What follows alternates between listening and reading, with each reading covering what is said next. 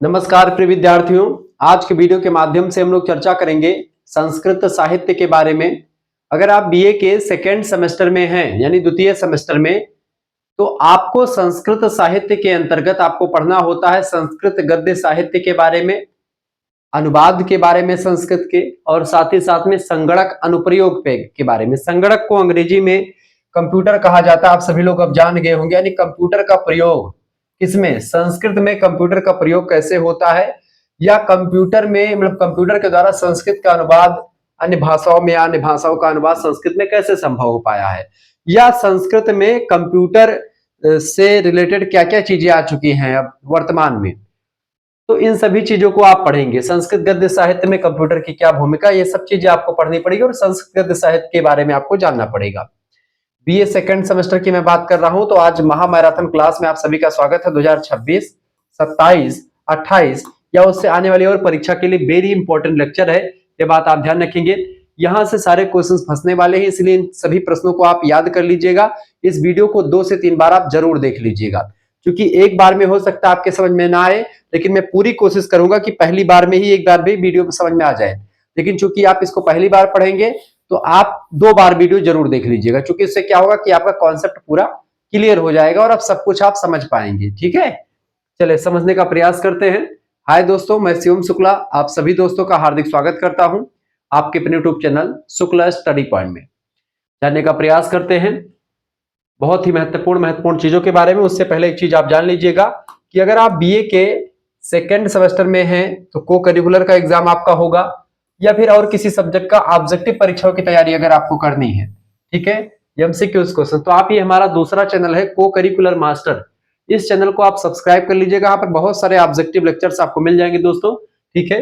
और बाकी Shukla study point पर आप यह वीडियो देख ही पा रहे होंगे, और इससे पहले 2 दिन पहले या 1 दिन पहले आपने जो है इसको देखा होगा, ऑब्जेक्टिव टाइप का लेक्चर आपने शुक्ला स्टडी पॉइंट पर ही देखा होगा, संस्कृत साहित्य का बीए सेकंड सेमेस्टर का।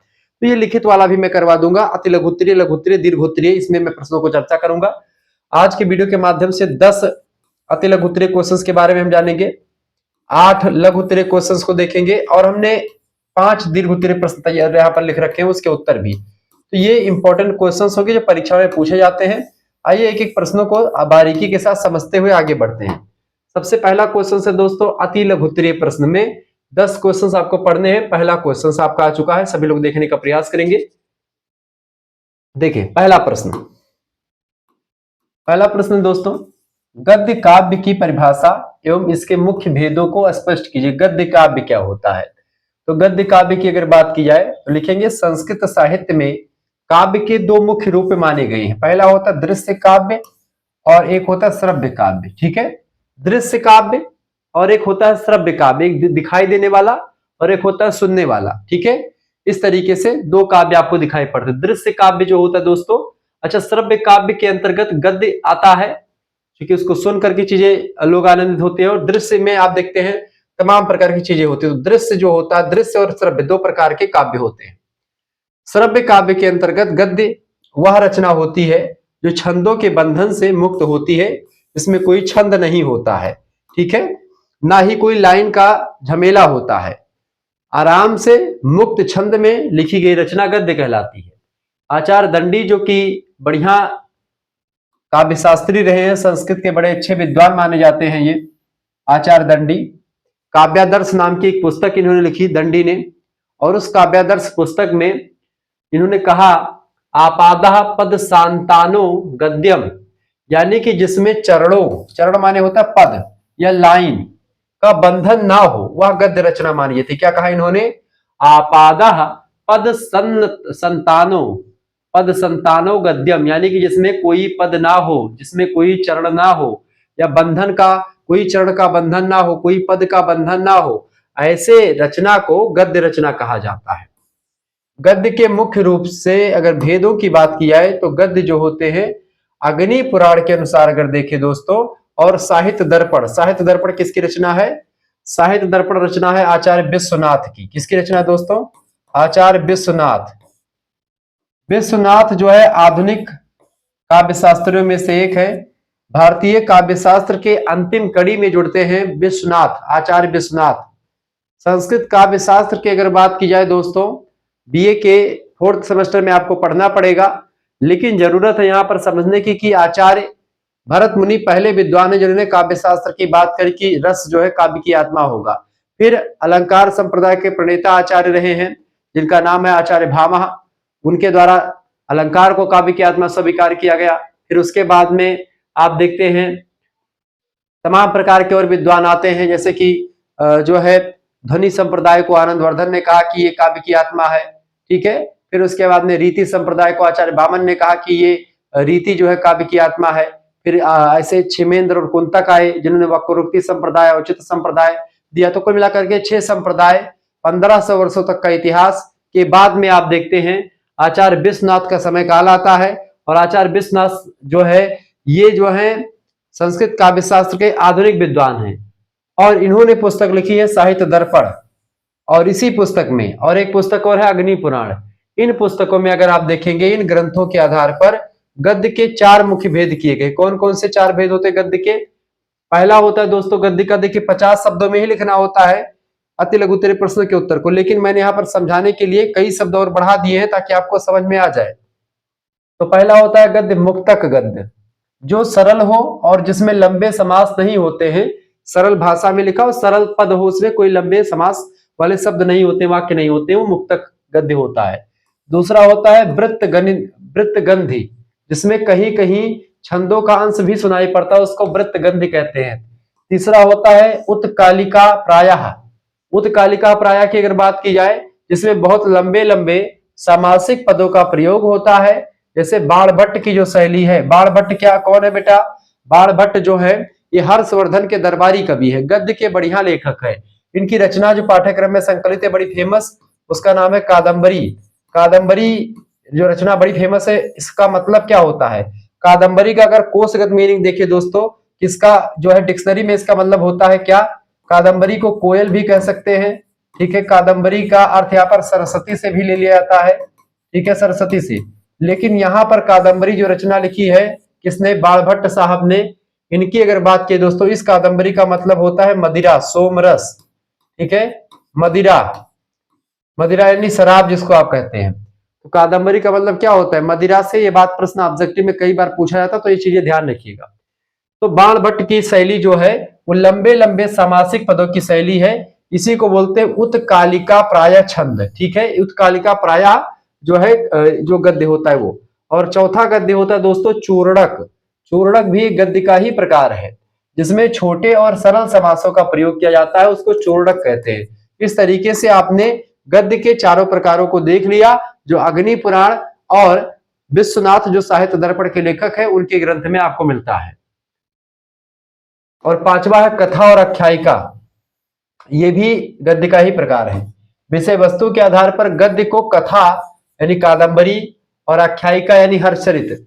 अब देखिए कादम्बरी रचना किसकी है? बाणभट्ट की है, ये कथा है कादम्बरी, और आख्यायिका जो है हर्षचरितम है। ऐसी रचना इसमें राजा महाराजों का वर्णन ऐतिहासिक तौर पर दिया जाता है, उसको आख्यायिका कहा जाता है। यानी इतिहास से रिलेटेड जो कंटेंट है संस्कृत साहित्य में, उसको आख्यायिका कहा जाता है। और नॉर्मल लिखेंगे तो कादम्बरी मतलब कि वो आपका कथा हो जाएगा, ठीक है। आख्यायिका हर्षचरित। हर्षचरित जो है क्योंकि हर्षवर्धन के दरबार में रहते थे, हर्षवर्धन पुष्यभूति वंश के राजा थे, राजा प्रभाकर वर्धन के पुत्र थे, छोटे पुत्र थे। इनकी एक सिस्टर थी, बहन थी हर्षवर्धन की, उनका नाम था राजश्री। इनके बड़े भाई का नाम था प्रभाकर वर्धन, और तीनों ने शासन किया कहीं ना कहीं पे। और आप देखेंगे कि हर्षवर्धन का शासनकाल उत्तर भारत का शासनकाल बड़ा नंबर 1 पर रहा, और हर्षवर्धन के बाद में आप देखते हैं उत्तर भारत की जो ऐतिहासिक जो एक प्रकार से पृष्ठभूमि है वो गायब हो जाती है और राज्य कई छोटे छोटे टुकड़ों में बंट जाता है, ठीक है। आगे बढ़े। दूसरा प्रश्न है बाणोच्छिष्टम जगत सर्वम, यानी बाणोच्छिष्टम जगत सर्वम उक्ति की 100 उदाहरण समीक्षा कीजिए। अच्छा, बाणभट्ट के लिए कहा जाता है कि बाणभट्ट संसार के ऐसे कवि हैं जिनका अगर कोई दूसरा कवि कुछ भी चीज लिखता है तो कहीं ना कहीं बाणभट्ट से कुछ अछूता नहीं रह जाता। यानी बाणभट्ट की जूठन, जितना भी बाणभट्ट के बाद में साहित्य है वो बाणभट्ट की जूठन है, ऐसा प्रतीत होता है या ऐसा माना जा सकता है, ठीक है। ये बात आप ध्यान रखेंगे। आगे बढ़ते हैं और भी चीजों को जानने का प्रयास करते हैं, तो इसको और समझते हैं अच्छे तरीके से। लिखेंगे महाकवि बाणभट्ट के विषय में विद्वानों ने यह सुप्रसिद्ध उक्ति कही है। कौन सी? ये वाली, बाणोच्छिष्टम जगत सर्वम। इसका मतलब है संपूर्ण संसार बाणभट्ट की जूठन है। इसकी विस्तृत व्याख्या अगर समझे और क्लियर होगा। इसका मतलब यह है दोस्तों कि बाणभट्ट ने अपनी रचनाओं, खास करके कादंबरी और हर्षचरितम नाम की रचनाओं में प्रकृति, समाज, प्रेम, युद्ध और मानव स्वभाव का इतना सूक्ष्म और इतना विस्तृत वर्णन किया है दोस्तों। किसका किसका? प्रकृति का, सोसाइटी यानी समाज का, प्रेम का, युद्ध का, इन सभी का इतना जबरदस्त वर्णन किया है भाई साहब ने कि इनके बाद में जो आने वाले कवि हैं कुछ भी लिखते तो लगता है कि इन्हीं की नकल करके लिखे या इन्हीं के जैसा लिखे। आने वाले कवियों के लिए कुछ भी नया वर्णन करने के लिए शेष बचता ही नहीं है। इस तरीके से इन्होंने लिख दिया है। जो कुछ भी अन्य कवियों ने लिखा वह बाणभट्ट के द्वारा पहले ही कहा जा चुका है। इस उक्ति के कहने का मतलब यही है।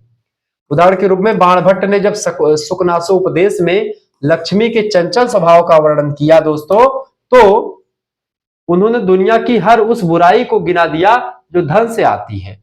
और जाहिर सी बात है धन से बहुत बुराइयां आती है।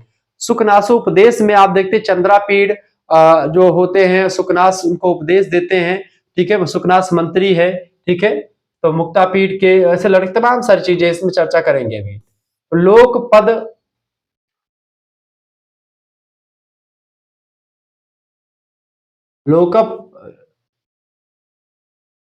लोकपवादा भयम इव ना प्रविशति अंतःपुरम। लोक निंदा के डर से मानो लक्ष्मी राजमहल में प्रवेश ही नहीं करती हैं। ऐसी सुंदर कल्पनाएं केवल बाणभट्ट ही कर सकते हैं। यानी एक उदाहरण के रूप में है कि लोक पवादा भयम इव ना प्रविशति अंतःपुरम। लोक निंदा के डर से मानो लक्ष्मी राजमहल में प्रवेश ही नहीं करती हैं। आप देखते लक्ष्मी अगर जाती हैं कहीं पर तो लक्ष्मी के साथ साथ बहुत सारे अवगुण होते हैं, वह अवगुण भी लक्ष्मी के साथ साथ व्यक्ति में समा जाते हैं। इसी बात को जो है बाणभट्ट ने बहुत बारीकी के साथ समझाया। सुकनासोपदेश दोस्तों कादंबरी नाम की रचना का ही एक पार्ट है। अगला प्रश्न, पंडित अंबिका दत्त व्यास की उपाधियों एवं उनकी विशिष्टता पर प्रकाश डालिए। बहुत बड़े विद्वान है पंडित अंबिका दत्त व्यास। आधुनिक संस्कृत साहित्य के और गद्य साहित्य में इनका नाम अग्रगण्य है। आधुनिक संस्कृत गद्यकारों में पंडित अंबिका दत्त व्यास का स्थान सर्वोच्च है। उनकी अपूर्व प्रतिभा की वजह से उन्हें अनेक उपाधियों से विभूषित किया गया है दोस्तों। और कौन सी उपाधियां हैं, आइए उन उपाधियों को और उन उपाधियों का क्या अर्थ है उसको समझने का प्रयास करते हैं। पहली उपाधि इनको घटिका शतक कहा जाता है। घटिका शतक इनको इसलिए कहते हैं क्योंकि व्यास जी ने, अंबिका दत्त व्यास जी की अगर बात किया है, उन्होंने एक घटी में, एक घटी मतलब कि 24 मिनट को एक घटी कहते थे उस समय, एक घटी में 100 श्लोकों की रचना करने वाले या करने में समर्थ थे, ऐसे विद्वान थे भाई साहब अंबिका दत्त व्यास जी। इसी वजह से आप देखेंगे इनका एक नाम दे दिया गया घटिका शतक, क्योंकि ये एक घटी में यानी 24 मिनट में 100 श्लोकों की रचना करने का सामर्थ्य अकेले मात्र इन कवि में था। दूसरा उपाधि इनका शतावधान। वे एक साथ 100 बातों पर ध्यान केंद्रित कर सकते थे और पूछे जाने पर उन्हें क्रम से बता भी सकते थे कि पहली बात आपने कौन सी कही थी, दूसरी बात कौन सी आपने कही थी, इसीलिए उनको शतावधान कहते हैं। ठीक है, आगे देखते हैं। तीसरी उपाधि उनकी अभिनव बाण, यानी कि बाणभट्ट जो थे, जो पुराने कवि हैं, और इनके बाद में आए अभिनव। अभिनव यानी कि नया बाणभट्ट, अभिनव माने नया, बाण माने बाणभट्ट, यानी बाणभट्ट जैसी श्रेष्ठ गद्य शैली होने की वजह से उन्हें नया बाण भी कहा गया। क्लियर। अगली उपाधि भारत रत्न एवं भारत भूषण। उनकी राष्ट्रभक्ति और साहित्य सेवा के लिए यह सम्मान उनको भारत रत्न सम्मान भी मिला, जो भारत का सर्वोच्च पुरस्कार है, और भारत भूषण की उपाधि भी, यह सम्मान इनको मिल गया था। विशिष्टता यह है कि उन्होंने शिवराज विजयम नाम की एक रचना लिखी। शिवराज विजयम में महाराजा जो शिवाजी महाराज है उनके बारे में उन्होंने जानकारी दी है। संस्कृत में आधुनिक उपन्यास की नींव रखी, जो ऐतिहासिक और वीर रस प्रधान रचना है कौन सी, शिवराज विजय में, शिवराज विजय में ऐतिहासिक उपन्यास लिखने की इन्होंने नींव रखी थी। ये यही विद्वान है। चौथा प्रश्न आपका आ चुका, सुकनासोपदेश के अनुसार लक्ष्मी के दोषों का वर्णन कीजिए। इस प्रश्न को समझने से पहले अगर आपको पीडीएफ नोट्स प्राप्त करना है 4th सेमेस्टर के ऑब्जेक्टिव का या लिखित का, तो आप प्राप्त कर सकते हैं। हमारे इस नंबर पर व्हाट्सएप पर एसएमएस कर दीजिएगा 9984 039 139। इस नंबर पर दोस्तों आप व्हाट्सएप पर एसएमएस कर दीजिए। क्या एसएमएस करना है आपको, आप अपना नाम एसएमएस कर दीजिएगा, अपनी यूनिवर्सिटी का नाम, अपने सब्जेक्ट के नेम और आप किस सेमेस्टर में है अपने सेमेस्टर के नाम भी लिख करके आप भेज दीजिएगा। सेकंड सेमेस्टर में है तब लिख करके भेज दीजिएगा। मात्र 100 रुपए फीस लगेगा, 100 रुपीज फीस लगेगा सेकंड सेमेस्टर का। ठीक है, सेकंड सेमेस्टर की क्लास चल रही है। ये फीस कैसे जमा करनी है आपको, जैसे एसएमएस करेंगे व्हाट्सएप पर आपके पास एक क्यूआर कोड भेजा जाएगा, उसी पर आपको मात्र 100 रुपए फीस जमा कर देने हैं। उसके बाद में आपको व्हाट्सएप ग्रुप में जोड़ा जाएगा। वहीं पर दोस्तों जब भी क्लास होगी तो उसकी क्लास की लिंक भी आती रहेगी। ठीक है, वीडियो लेक्चर्स भी वहीं पर आपको मिलते रहेंगे। ठीक है, प्लेलिस्ट की लिंक भी मिल जाएगी। सबसे इंपॉर्टेंट बात यह है कि यहाँ पर पीडीएफ नोट्स आपको मिलेगी। पीडीएफ नोट्स ऑब्जेक्टिव वाली भी मिल जाएगी और लिखने वाली भी जो मेरे पास अवेलेबल होगी, लिखित वाली, जैसे ये वाली वीडियो में बनाया हूँ ऐसे ही और भी अगर मॉडल पेपर बनेगा तो सभी की पीडीएफ नोट्स आपको मिल जाएगी। केवल संस्कृत की नहीं बल्कि geography, political science, Hindi, history सभी का मिल जाएगा। अगर आप सीरीज खरीदते हैं एक सब्जेक्ट की तो 60 रुपए की पड़ती, 3-4 सब्जेक्ट या 5 सब्जेक्ट की सीरीज खरीदेंगे 300-400 रुपए आपके खर्च हो जाते हैं। वो पैसे आपके नहीं खर्च होने हैं। ठीक है, तो आप क्या कर सकते हैं, आप मात्र 100 रुपए फीस जमा करके आप हमसे जुड़ सकते हैं, या फीस कोई दूसरा भी जमा कर सकता है, आपके घर में कोई चलाता हो तो ये बात आप ध्यान रखेंगे। जिस नंबर से जुड़ना हो उसी नंबर से एसएमएस कीजिएगा। इसको भी ध्यान रखिएगा, गर्ल्स और बॉयज ग्रुप अलग अलग, कोई इश्यू नहीं है, आराम से पढ़िए, कोई दिक्कत की बात नहीं है। ठीक है, अगर आप ऑफर का लाभ उठाना चाहते हो तो ऑफर भी अवेलेबल है। ऑफर जैसे कि कोई बच्चा सेकंड एंड थर्ड का एक साथ फीस जमा करना चाहता है कि गुरुजी आप बहुत अच्छा पढ़ाते हैं, हम सेकंड एंड थर्ड आपका एक साथ कोर्स में फीस जमा करना चाहते हो तो हमारे लिए कुछ कंसेशन होगा, क्योंकि हम इकट्ठा जमा करेंगे आपकी। तो इसीलिए आपके लिए जो इकट्ठा बच्चे जमा करेंगे उनके लिए मात्र फीस 150 रुपए है। यानी 150 रुपए फीस में आपका सेकंड सेमेस्टर का तो सारा नोट्स मिलेगा ही मिलेगा, सेकंड सेमेस्टर का ग्रुप भी ज्वाइन होगा। उसके बाद में फिर थर्ड सेमेस्टर में आपको जोड़ा जाएगा। जब सेकंड का पेपर हो जाएगा तुरंत आपका थर्ड सेमेस्टर में जोड़ दिया जाएगा और थर्ड सेमेस्टर की बेहतर तैयारी आपकी हो जाएगी वहां पर। ये एक लिए आपके लिए बहुत ही बेटर रहेगा।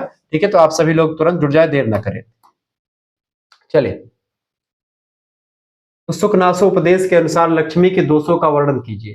देखिए, राजा तारापीठ जो है उनका एक मंत्री है, राजा तारापीठ का एक मंत्री है, उसका नाम है सुकनास। सुकनास मंत्री है और इनके तारापीठ का एक लड़का जिसका नाम है चंद्रापीठ, राजकुमार चंद्रापीठ जो है, ये किसके लड़के हैं, तारापीठ के लड़के हैं राजकुमार चंद्रापीठ। राजकुमार चंद्रापीठ चूंकि युवराज बनने को है या राजा भविष्य में, इनमें राजा देखते हैं चंद्रापीठ में कि भविष्य में चल करके हमारे उत्तराधिकारी के रूप में चंद्रापीठ आगे बढ़ेंगे। तो सुकनास जो है, जब राजा अभिषेक इसका करना होता है उससे पहले सुकनास से बोलते हैं अपने मंत्री से कि इसको थोड़ा राजनीति के बारे में जानकारी दे दो चंद्रापीठ को। तो वही सुकनास इसको उपदेश देते, तो लक्ष्मी के बारे में तमाम सारी बातें बताते हैं, तो उपदेश देते हैं। तो वे लक्ष्मी यानी धन संपत्ति के खतरनाक दोषों के प्रति सावधान करते हैं कि जो धन की लोलुपता होती है, जो लोभ होता है दोस्तों, ये बहुत ज्यादा खतरनाक होता है। लोभ और मोह ये दो भाई होते हैं।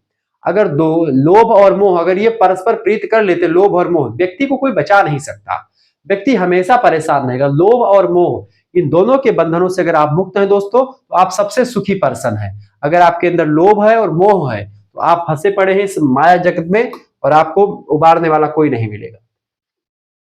तो सुकनास चंद्रापीठ को उपदेश देते हुए कहते हैं, लक्ष्मी के दोष बताते हुए कहते, पहली बात अस्थिरता।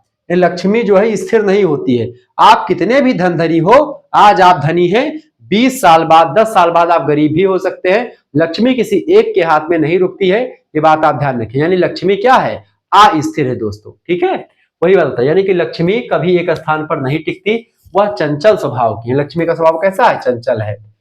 लक्ष्मी किसी बच्ची का नाम होगा तो बुरा मत मानिएगा। ठीक है, लक्ष्मी यानी कि वहां पर रुपया पैसे की बात हो रही है, क्योंकि रुपया पैसा किसी का मोहताज नहीं होता, वो चलता फिरता रहता है। दूसरा क्रूरता, लक्ष्मी के अंदर क्रूरता भी है। यह तलवार की धार यानी असिधारा से निकलती है, इसलिए इसमें कठोरता होती है। ठीक है, लक्ष्मी में क्या होती है, कठोरता भी होती है। पैसा आ जाता तो लोग व्यक्ति कठोर भी बन जाते हैं। तीसरा है मोह, यह व्यक्ति की बुद्धि को हर लेती है। जिस प्रकार दीपक की लौ काजल उगलती है दोस्तों, वैसे ही लक्ष्मी केवल काले कारनामे यानी दुष्कर्म ही पैदा करती है। सुकर्म आपका खत्म हो जाए, जब आपके पास पैसा रुपया आने शुरू हो जाता है तो आपको मद हो जाता है। ठीक है, क्या कहा गया, एक वो है कि साहिबे वक्त हो गुरूर ना हो और मैं पिया जाए सुरूर ना हो। मैं माने होता है मदिरा, मदिरा का पान कोई व्यक्ति कर ले और उसको झूम नशा ना हो, ऐसे करके कि भाई नशा शराब में होता तो नाचती बोतल उस पर गाना बन गया। तो भाई ऐसा नहीं है, शराब में नशा होता है, बोतल इसलिए नहीं नाचती है क्योंकि वह निर्जीव वस्तु है। समझ रहे चीजों को, तो गाने पर में फोकस कीजिए कि नशे में कौन नहीं, नशा हर चीज का किसी को, ये बात तो बिल्कुल सही गाने में कहा जा रहा है। लेकिन अगर नशा शराब में होती तो नाचती बोतल, इसका ये मतलब नहीं है कि अगर नशा शराब में होता ही नहीं, नशा शराब में बहुत होता है। तो कहने का मतलब है कि साहिबे वक्त, तो साहिबे वक्त मतलब होता है कि अगर आपके पास रुपया पैसा है, फोर व्हीलर है दो ठो, ठीक है, एक आध दो गनर पाई गयो है, तो भौकाल से न चलो, कुर्ता के क्रीच तोड़ के बढ़िया पहुंच जाता है, गट गट गट गट चला है वैसे, जयराम भैया जयराम, खुश पालेगी भैया पालेगी पालेगी, अरे राज करो राज करो, खूब भौकाल बना गाँव घूमत हो, समझ तो उस साहिबे वक्त हुए। तो रुपया पैसा रहा था तो लोगन के घमंड आ जाते, मन कोनो ई केहू बुराई ना हो व्यक्ति के अंदर, पैसा रुपया आएगा वैसे दूर हो जाओ। जो व्यक्ति आपके रिश्तेदार में उसके पास पैसा खूब आ गया, उससे ज्यादा फोन मत करिए उसके पास, क्योंकि जब आप उसके पास फोन करेंगे तो उसको लगेगा कि यह व्यक्ति किसी काम के बस में मेरे पास फोन कर रहा है, ठीक है। ये हो जाता है, व्यक्ति चाहता है कि मेरे पास पैसा हो गया है, मैं ऐसा ना बदलूं, लेकिन ऑटोमेटिक उसके अंदर हो जाता, स्वभाव ही बदल जाता है। अगला, कज्जल कज्जलम आलिंगमेव कर्म केवल उदोमति, यानी केवल काजल जैसा, कज्जल मलिनमेव कर्म केवलम उदौमति, यानी यह केवल काजल जैसा मलिन कार्य ही उगलती है। कौन? लक्ष्मी। पांचवी बात, अकृतज्ञता, लक्ष्मी किसी का एहसान नहीं मानती, ना कुल देखती है, ना रूप देखती है, ना ही सील देखती है, ठीक है। आप होंगे अपने घर के होंगे। अगला पांचवा प्रश्न है दोस्तों, संगणक कंप्यूटर के क्षेत्र में संस्कृत की उपयोगिता स्पष्ट कीजिए। देखिए, वर्तमान युग सूचना प्रौद्योगिकी का युग है। नासा और आधुनिक वैज्ञानिकों ने भी माना है कि कृत्रिम बुद्धिमत्ता यानी आर्टिफिशियल इंटेलिजेंस एआई के लिए संस्कृत दुनिया की सबसे उपयुक्त भाषा है। एआई के लिए संस्कृत उपयुक्त भाषा इसलिए है क्योंकि संस्कृत का जो व्याकरण है दोस्तों, वो दुनिया का सबसे अच्छा व्याकरण संस्कृत भाषा का ही व्याकरण है। ऐसा व्याकरण दुनिया के किसी लिपि में आपको नहीं मिलेगा। देवनागरी की वर्णमाला की अगर बात की तो भी एकदम से व्यवस्थित क्रम में ही आपको मिलेगी, ठीक है। प्रमुख कारण अगर समझे, पहला कारण वैज्ञानिक व्याकरण, पाणिनि का व्याकरण अष्टाध्यायी गणितीय सूत्रों पर आधारित है, जो कंप्यूटर एल्गोरिदम के लिए एकदम सटीक होता है, इसलिए संस्कृत आज नंबर उनकी भाषा बनी हुई है एआई के लिए। दूसरी बात, स्पष्ट अर्थ, अन्य भाषाओं में एक वाक्य के कई अर्थ निकल सकते हैं, ठीक है, लेकिन संस्कृत के व्याकरण सम्मत वाक्य में शब्दों का स्थान बदलने पर भी अर्थ स्पष्ट रहता, अर्थ का वही अर्थ निकलता जो किसी भी समय में पहले था। अगली बात है तीसरी, प्राकृतिक भाषा प्रसंस्करण, यानी संस्कृत की संरचना लॉजिकल है, जिससे मशीन के लिए मानवीय भाषा को समझना थोड़ा सा आसान हो जाता है। निष्कर्षता कह सकते हैं कि संस्कृत केवल पूजा पाठ की भाषा नहीं है दोस्तों, बल्कि यह भविष्य की कंप्यूटर प्रोग्रामिंग की सबसे सशक्त भाषा के रूप में उभर करके सामने आई है। एआई की आज इस युग में संस्कृत नंबर वन की भाषा बन करके उभरी है। संस्कृत के बारे में तो कहा ही जाता है कि भाषा सुमुख्या मधुरा दिव्या गीर्वाण भारती, तस्याहि मधुरम काव्यम तस्मादयपि सुभाषितम। भाषाओं में मुख्य, भाषा सुमुख्या मधुरा दिव्या गीर्वाण भारती, यानी भाषाओं में मुख्य मधुर एवं देववाणी कही जाने वाली यह संस्कृत भाषा, इसमें वर्णित तस्याहि मधुरम काव्यम, इसमें मधुर मधुर काव्य है, मधुरम काव्यम तस्मादयपि शुभाश्रितम, इसके जो वर्ण हैं, इसमें जो तमाम प्रकार की चीजें हैं बहुत ही अच्छी अच्छी हैं दोस्तों, ठीक है, शुभाषित करने वाली हैं।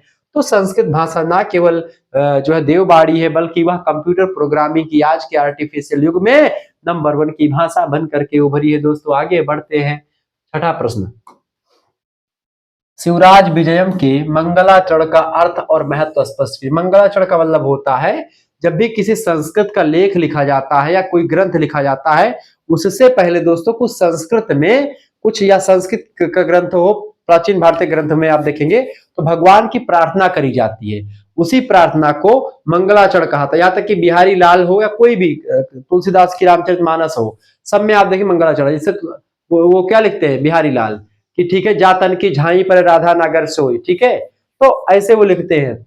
ऐसे ही रामचरितमानस में अगर आप देखेंगे तो रामचरितमानस से पुस्तक है, ये तुलसीदास गोसाई बाबा की लिखी हुई गीता प्रेस गोरखपुर की ये एक प्रकार से पुस्तक है। इसमें जब आप खोलेंगे, ठीक है, मैं अपने रूम में मैं बिना चप्पल के पढ़ाता हूँ, क्योंकि मुझे रामचरितमानस का उदाहरण देना पड़ता है और मैं पढ़ता भी उसको, ये मेरे रूम में हमेशा रखा रहता दोस्तों।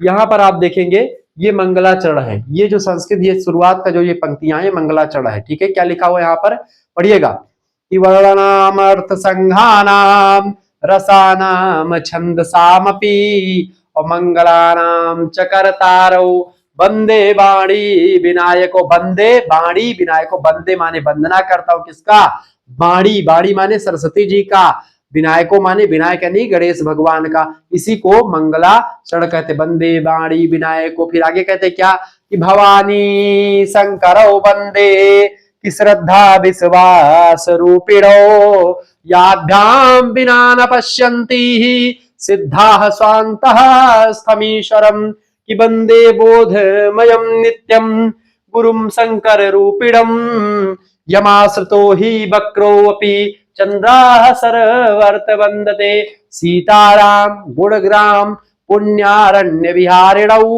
वंदे विशुद्ध विज्ञानौ कवीश्वर कपीश्वरौ उद्भव स्थित संहार कारणीं क्लेशहारणीं सर्वश्रेष्ठकरीं सीताम नतोहम राम वल्लभाम। ऐसे करके जो है पूरा मंगलाचरण में तमाम सारे देवी देवताओं की प्रार्थना गोस्वामी बाबा तुलसीदास करते हैं। ऐसे ही हमारे शिवराज विजयम के लेखक मंगलाचरण जब लिखते हैं तो शिवराज विजयम में पंडित अंबिका दत्त व्यास जी की रचना है ये। इसमें अंबिका दत्त व्यास साहब ने क्या लिखा, इन्होंने शिवराज विजयम में जो है मंगलाचरण लिखा। तो उसी का अर्थ बताएं। संस्कृत साहित्य का प्रथम ऐतिहासिक उपन्यास है। इसका मंगलाचरण श्रीमद् भागवत पुराण से लिया गया है। श्रीमद् भागवत पुराण का पहला श्लोक क्या है, सच्चिदानंद रूपाय विश्व उत्पत्ति याद हेतवे और तापत्रय विनाशाय श्री कृष्णाय वयम नुमः। ठीक है, तो वहीं से लिया गया, श्रीमद् भगवत महापुराण से लिया गया है, जो नमस्कारात्मक और वस्तु निर्देशात्मक दोनों है। यानी ये नमस्कार भी करता है और दिशा निर्देश भी देता कि रचना में क्या क्या चीजें बताई गई हैं। मंगलाचरण का श्लोक जो लिखा हुआ, पहला क्या लिखा हुआ है, मंगलाचरण का श्लोक है दोस्तों, विष्णुर्माया भगवती या सम्मोहितं जगता हिस्रहा स्वापापेन विहिसिन्तः खला साधु सत्य समत्तवेन विमुच्यते भवान। ये लिखा हुआ है आपका मंगलाचरण का श्लोक। इसका मतलब होता है कि भगवान विष्णु की वह माया यानी वह शक्ति ऐश्वर्यशालिनी है।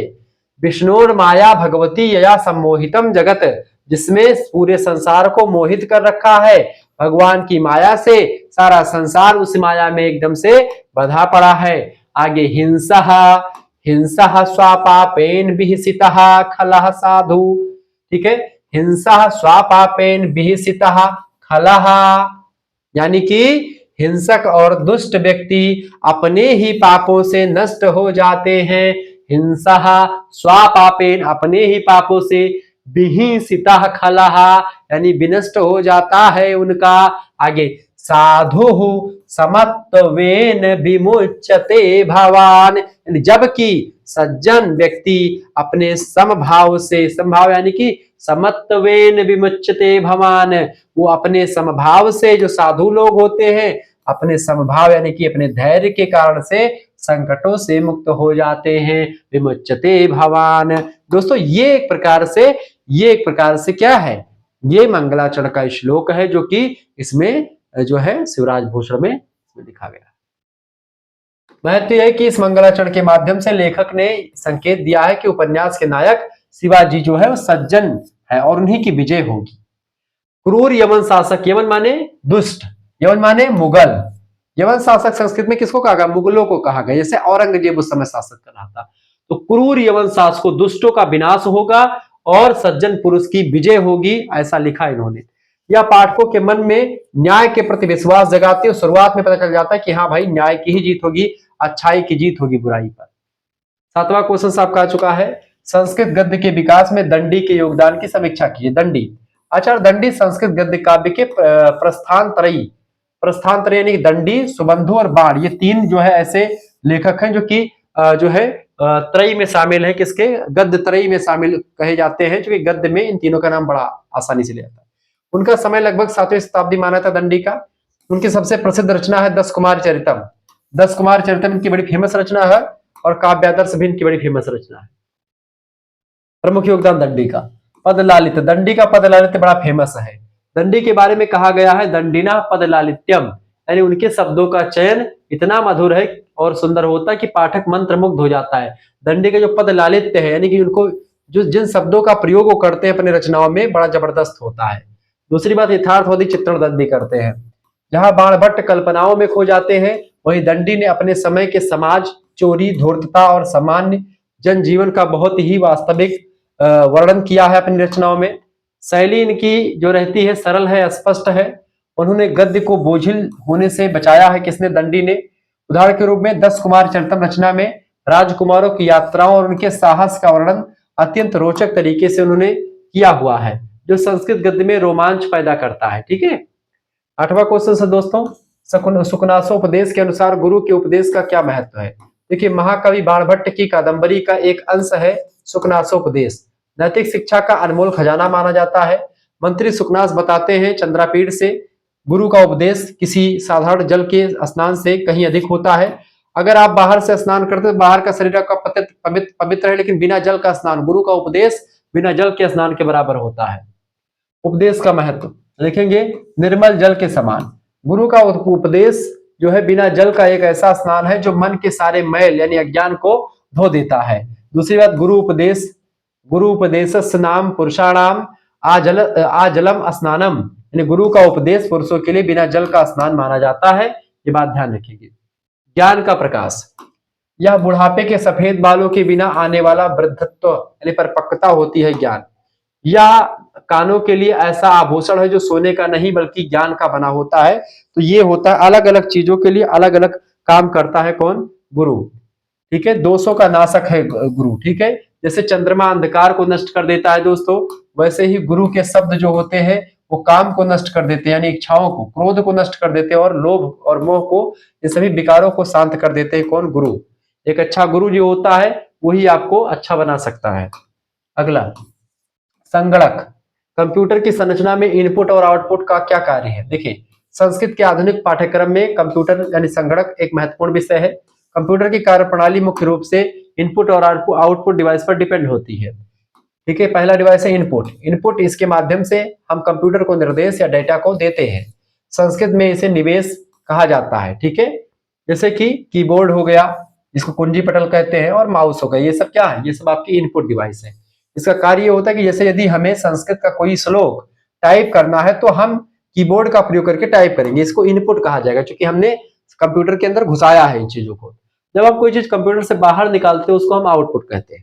आउटपुट, कंप्यूटर प्रक्रिया यानी प्रोसेसिंग के बाद जो परिणाम हमें दिखता है उसे आउटपुट कहते हैं। जैसे कि मॉनिटर के द्वारा दिखता है, प्रिंटर के द्वारा हमारे तमाम सारे पेजेस निकलते बाहर, वो सब कार्य क्या? टाइप किया गया श्लोक स्क्रीन पर दिखाना आउटपुट कहलाता है। संस्कृत के संदर्भ में जटिल व्याकरणिक गणनाओं का परिणाम तुरंत स्क्रीन पर प्राप्त करना, ये सब आउटपुट की शक्ति का ही परिणाम है।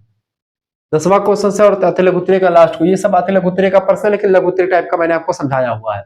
इंटरनेट यानी अंतरजाल पर संस्कृत के प्रमुख संसाधनों का परिचय दीजिए। देखिए, आज के डिजिटल युग में संस्कृत भाषा ने इंटरनेट पर अपनी मजबूत उपस्थिति दर्ज कराई है। अंतरजाल यानी इंटरनेट संस्कृत सीखने और शोध करने का सबसे बड़ा केंद्र आजकल बन चुका है। ठीक है। प्रमुख संसाधनों की अगर बात की तो digital library, Amrita digital library और इंटरनेट आर्काइव पर हजारों संस्कृत पांडुलिपियां और पुस्तकें निःशुल्क उपलब्ध करवा दी गई ताकि बच्चे उसको पढ़े और संस्कृत जैसे भाषाओं के बारे में बढ़िया तरीके से जान पाए। संस्कृत कोश, मोनियर विलियम्स और अपटे जैसे शब्दकोश अब ऑनलाइन उपलब्ध हैं, जिससे किसी भी शब्द का अर्थ खोजना आसान हो गया है। इसके अलावा संस्कृत विकिपीडिया, यहाँ संस्कृत भाषा में ही विभिन्न विषयों की जानकारी आपको उपलब्ध हो जाती है। इसके अलावा अनुवाद टूल भी आपको मिल जाता है। गूगल ट्रांसलेट जैसे टूल्स अब संस्कृत अनुवाद में पहले से बेहतर जो है अनुवाद कर सकते हैं, ये भी बड़ा फायदा है। 5वीं बात है सोशल मीडिया, यूट्यूब और फेसबुक पर जैसे आप देखते हैं, शुक्ला स्टडी पॉइंट हमारा चैनल ही है, उसके माध्यम से आप पढ़ पाते हैं। तो ये सब इंटरनेट के द्वारा ही आप हमसे पढ़ पाते हैं। ठीक है।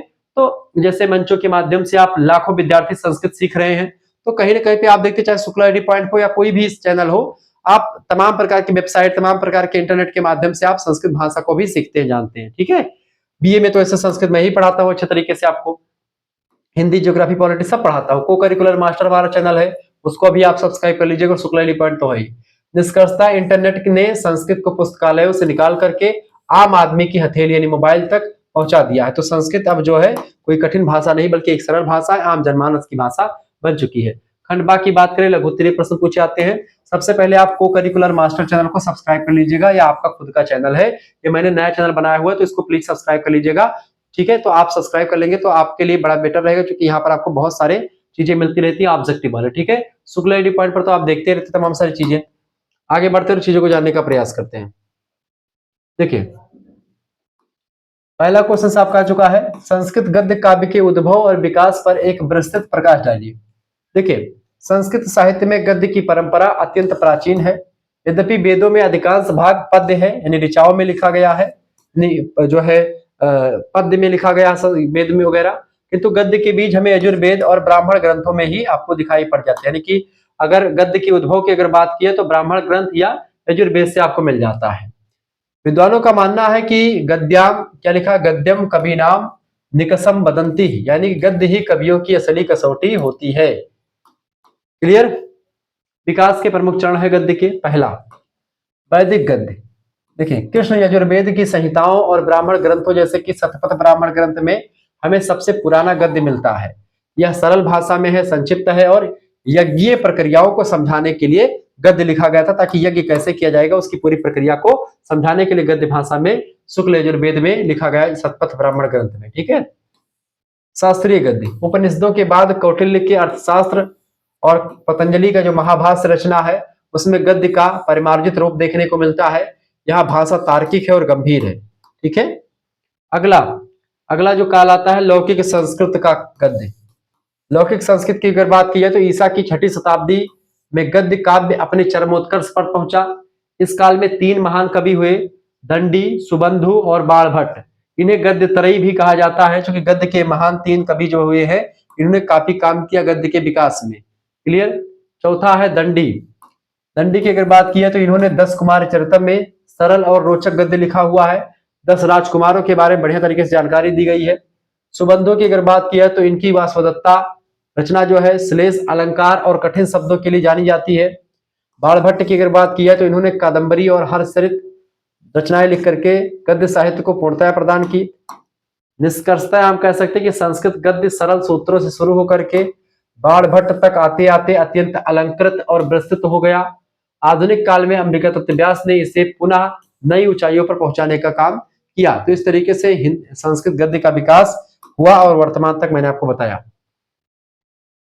दूसरा क्वेश्चन दोस्तों आप देखेंगे, प्रश्न सुखनासोपदेश के आधार पर युवावस्था में आने वाले विकारों यानी दोषों की विवेचना कीजिए।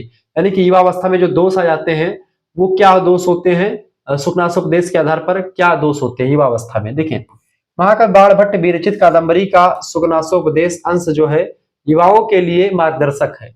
मंत्री सुखनास राजकुमार चंद्रापीठ को बताते हैं कि युवावस्था में बुद्धि किस प्रकार भ्रमित हो जाती है, और जाहिर सी बात है युवावस्था में जरूर भ्रमित हो जाती है। उसी को कहते हैं पहली बात अज्ञान का अंधकार रहता है। युवावस्था में उत्पन्न होने वाला अज्ञान रूपी अंधकार इतना गहरा होता है दोस्तों कि उसे सूर्य का प्रकाश या रत्नों की चमक भी दूर नहीं कर पाते। क्योंकि जो युवावस्था में लोगों को लगता है कि हम ही सब कुछ है, अहम ब्रह्मास्मि लगने लगता है। ठीक है। लेकिन वैसा होता कुछ नहीं है। जैसे पहले पहले कुछ जो छोटे थोड़े लोग लगता है कि हम ही सब कुछ है, हमसे बेटर कुछ नहीं है, हम ही सब कुछ जानते हैं। ठीक है। जब आप बाहर निकलते हैं और थोड़ा बड़े होते हैं तब आपके अंदर थोड़ा गंभीरता आनी शुरू हो जाती है। क्लियर। समझे क्या है, केवलम चाचा प्रतिगमम ऐश्वर्यति वीरमंधवत्तम, यानी ऐश्वर्य से उत्पन्न अंधापन अत्यंत कष्टदायक होता है। ऐश्वर्य जो होता है उससे अंधापन उत्पन्न होता है, जिससे वो बड़ा कष्टदायक होता है बाद में। दूसरे विषय वासना, यौवन अवस्था जो होती है युवावस्था, वो विषय वासना भी इसमें आप देखते हैं चरमोत्कर्ष पर होती है। युवावस्था में इंद्रियों के विषय यानी भोग विलास बहुत आकर्षक लगते हैं, बहुत अच्छा लगता है ये सब चीजें। जैसे हिरण रेगिस्तान की मृग तृष्णा के पीछे भाग करके प्यास से मर जाता है। मृग तृष्णा समझते हैं। जैसे कभी कभी गर्मियों के महीने में आप अगर रोड पर कार चला रहे हैं तो या मोटरसाइकिल चला रहे हैं तो आपको सामने दिखेगा कि सामने पानी भरा हुआ है रोड पर, लेकिन वो पानी नहीं बल्कि इतना चटक धूप होती कि लगता है कि आपको कुछ पानी टाइप का दिखता है। इसी को मृग मरीचिका कहते हैं। जब रेगिस्तान में आप जाएंगे दोस्तों तो आपको ऐसे बहुत लगेगा कि आगे पानी भरा हुआ है, लेकिन आगे पानी नहीं भरा होता है। मृगा को लगता है कि आगे पानी भरा हो, पानी पीने की तलाश में वो आगे बढ़ता चला जाता है और उसको बालू बालू ही दिखती रहती है, अंतोगत्वा मर जाता है इसी के चक्कर में। ठीक है। उसी गर्मी तपती में। ठीक है। तो मृग तृष्णा उसी को कहते हैं। मृग तृष्णा के पीछे भाग करके प्यास से मर जाता है। वैसे ही युवा जो होता है वो युवा चकाचौंध के पीछे भाग करके अपना चरित्र खो देता है और पूरा जीवन पछताता है बाद में। क्योंकि जब युवा अवस्था तब ये सब अच्छा लगता है और जब वृद्धावस्था आती तो यही चीजें बुरी लगने लगती है और यही युवावस्था जो थी चकाचौंध के पीछे व्यक्ति भाग करके अपना जो चरित्र है उसको गड़बड़ कर देता है। मद यानी अहंकार, युवावस्था में अहंकार भी आता है, चाहे शरीर का हो, रूप का हो, रंग का हो, सबका अहंकार रहता है।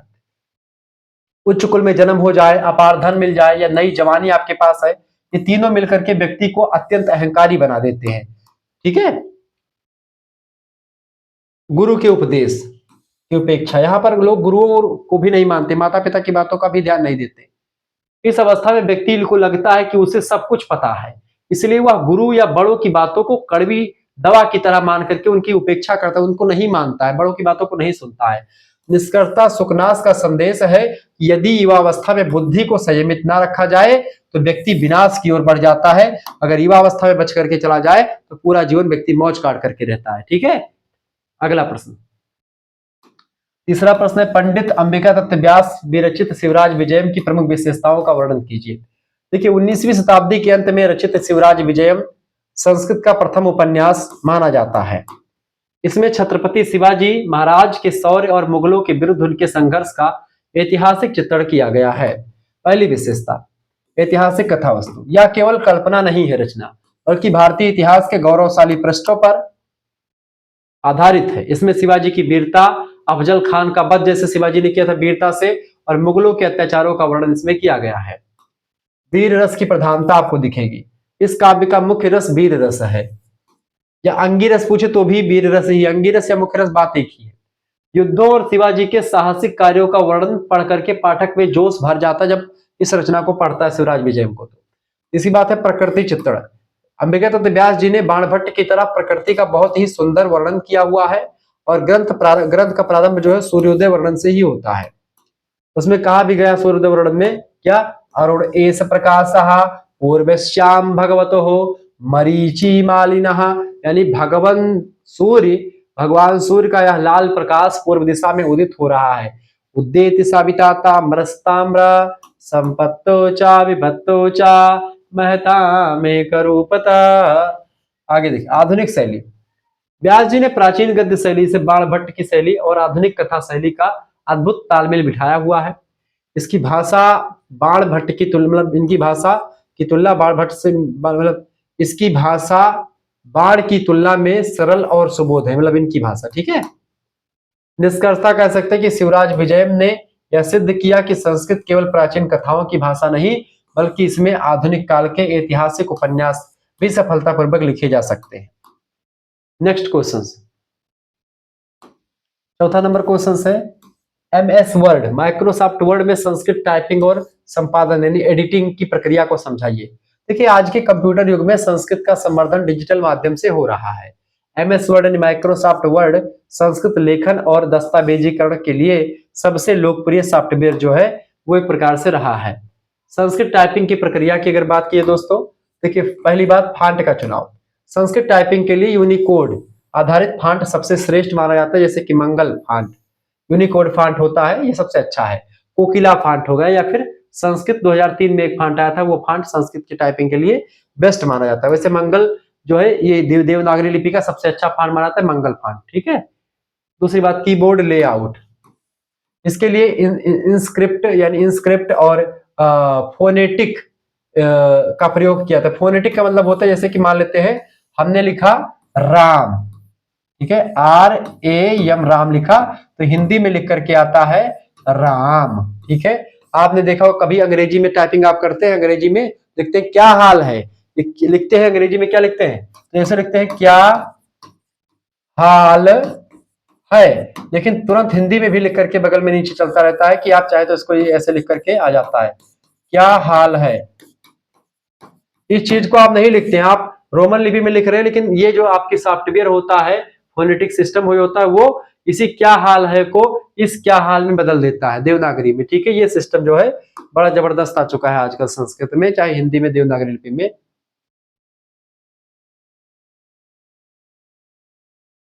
क्लियर। तीसरी बात है विशेष चिन्ह। संस्कृत में विसर्ग का प्रयोग होता है, जो चीजों के बाद में लगता है, विसर्ग ये हो गया। ठीक है। अनुसार का प्रयोग होता है, ऊपर बिंदी लग जाती है। हलंत का प्रयोग होता है, ये वाला डैश। ठीक है। हलंत माने आधा चीजें कर आधा कर दी जाती है, शब्द को आधा करने को हलंत कहते हैं। इनका विशेष महत्व होता है। शिफ्ट कुंजी के साथ विभिन्न बटनों का प्रयोग कर इन्हें टाइप किया जा सकता है, चाहे हलंत हो, चाहे अनुस्वार हो, चाहे विसर्ग हो। चौथी बात है संपादन, एडिटिंग। स्पेल चेक यानी स्पेलिंग चेकिंग। आधुनिक वर्ड प्रोसेसर में संस्कृत शब्दकोश जोड़ करके वर्तन यानी स्पेलिंग की अशुद्धियों को सुधारा भी जा सकता है, ये भी सिस्टम आ चुका है। संयुक्त अक्षर, संस्कृत में संयुक्त वर्णों जैसे कि छत, त्रिक या षष्ठ, इन सभी को टाइप करने के लिए हलंत का प्रयोग दो वर्णों के बीच किया जाता है, तो ये भी अब सिस्टम आ चुका है। निष्कर्षतया MS वर्ड ने संस्कृत ग्रंथों के टाइपिंग और प्रकाशन यानी कि DTP को अत्यंत सरल और वैज्ञानिक बना दिया है। आजकल संस्कृत का प्रयोग धड़ल्ले से आप कर सकते हैं। अगला क्वेश्चन 5वां नंबर प्रश्न है दोस्तों, महाकवि बाणभट्ट की गद्य शैली यानी पंचाली रीति जो है उनकी, वो गद्य शैली उनकी पंचाली रीति के द्वारा है, उसकी प्रसिद्ध विशेषताएं लिखिए। देखिए संस्कृत साहित्य में बाणभट्ट को गद्य का सम्राट कहा जाता है, उनकी शैली को पंचाली रीति कहा जाता है। बाण के बारे में कहा गया है बाणोच्छिष्टम जगत सर्वम, संपूर्ण संसार बाण की जूठन है, क्योंकि उन्होंने किसी भी विषय को किसी भी विषय से वर्णन से अछूता नहीं छोड़ा, सभी विषय पर उन्होंने अपने ग्रंथ में उन सभी विषयों की चर्चा करी है। शैली की प्रमुख विशेषताओं की अगर बात की पंचाली रीति की, पहली बात पंचाली रीति का प्रयोग किया है। बाणभट्ट की शैली में शब्द और अर्थ का सुंदर समन्वय होता है, इसमें ना तो बहुत छोटे समास होते हैं और ना ही इतने लंबे कि अर्थ समझ में ना आए, यानी कि समझ में आने योग्य चीजें इसमें होती हैं। इसी रीति को पंचाली रीति कहते हैं, जिसमें शब्दों और अर्थों का सुंदर समन्वय किया गया है। इसमें ना बहुत छोटे समास होते हैं, ना ही बहुत बड़े लंबे समास होते हैं, तो अर्थ बड़े अच्छा आसान तरीके से समझ में आ जाते हैं। दूसरी विशेषता है अलंकारों का प्रचुर प्रयोग करते हैं, ठीक ठाक तरीके से प्रयोग करते हैं अलंकारों का। बाणभट्ट ने उपमा अलंकार का प्रयोग किया अपनी रचनाओं में, रूपक, उत्प्रेक्षा, श्लेष, इन सभी का अद्भुत प्रयोग किया है। विशेष करके उनके विरोधाभास और श्लेष अलंकार पाठक को चकित कर देता है। इनका जो श्लेष अलंकार का प्रयोग करते हैं बड़ा जबरदस्त करते हैं। इसके अलावा सूक्ष्म वर्णन शक्ति भी इनके अंदर है। बाणभट्ट जब किसी वस्तु का वर्णन करते हैं दोस्तों, तो वे उसकी छोटी से छोटी बातों को भी भुला नहीं पाते, उसको बारीकी के साथ समझाने का प्रयास करते हैं। चाहे वह आछोद सरोवर का वर्णन करना हो या सुकनास का उपदेश देना हो, या उनकी शब्दावली अत्यंत समृद्ध रही है, इसी वजह से उन्होंने पूरा डीपली जाकर के चीजों को बताने का काम किया। दीर्घ समास, बाणभट्ट लंबे लंबे समासिक पदों यानी ओज गुण के प्रयोग के लिए प्रसिद्ध हैं। उनके गद्य में संगीत जैसी लय होती है। निष्कर्षता कह सकते हैं कि बाणभट्ट की गद्य शैली संस्कृत साहित्य की पराकाष्ठा है और उसकी रचना कादम्बरी, उनकी रचना कादम्बरी को पढ़ना विद्वानों के लिए भी चुनौती और आनंद दोनों का काम करती है। छठा क्वेश्चन से दोस्तों, हिंदी से संस्कृत में अनुवाद करने के प्रमुख नियमों को उदाहरण व्याख्या कीजिए। हिंदी से संस्कृत में अनुवाद करने के नियम बताएं। देखिए संस्कृत लेखन कौशल में अनुवाद एक महत्वपूर्ण अंग है। अनुवाद करते समय व्याकरण के नियमों, विशेष करके कारक चिन्ह का, कर्ता, कर्म, कारक, इन सभी चिन्ह का, विभक्ति का और वचन, इन तीनों का ध्यान रखना बड़ा जरूरी होता है। तो कारक, विभक्ति और वचन का ध्यान अनुवाद करते समय जरूरत बढ़िया होती है इसकी। अनुवाद के मुख्य नियम, पहला नियम है कर्ता के अनुसार क्रिया आनी चाहिए। कर्ता के अनुसार क्रिया और कर्ता के अनुसार विभक्ति, ये सब आनी चाहिए।